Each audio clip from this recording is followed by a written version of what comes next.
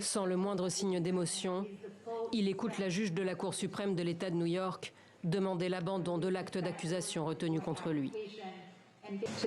À Monsieur Aziz et à votre famille, ainsi qu'à la famille de Monsieur Islam, je regrette que ce tribunal ne puisse pas réparer entièrement les graves erreurs judiciaires commises dans cette affaire et vous rendre les nombreuses années perdues. Nous sommes le 18 novembre 2021.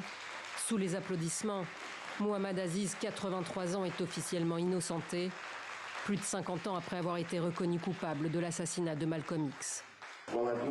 Bien que je n'ai pas besoin que la Cour, ses procureurs ou qu'un morceau de papier me disent que je suis innocent, je suis très heureux que ma famille, mes amis et les avocats qui ont travaillé et qui m'ont soutenu pendant toutes ces années voient enfin la vérité qu'ils connaissaient.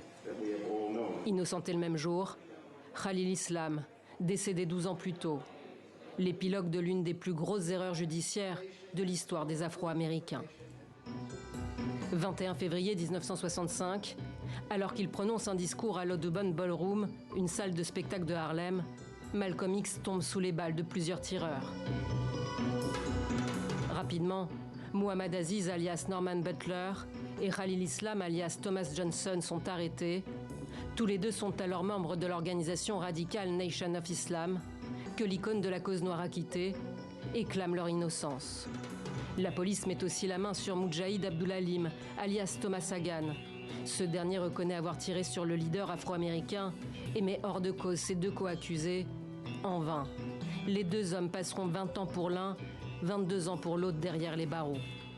Il faudra attendre la diffusion de ce documentaire en février 2020, remettant en cause leur présence sur les lieux de l'assassinat pour que la justice réexamine le dossier. 1 an après avoir été innocentés, les voilà aujourd'hui dédommagés. 36 millions de dollars répartis à parts égales, versés par la ville et l'État de New York. Ce règlement apporte une certaine mesure de justice aux personnes qui ont passé des décennies en prison et qui ont été stigmatisées pour avoir été faussement accusées du meurtre d'une figure emblématique. Une erreur que l'on tente de réparer pour un crime toujours non élucidé.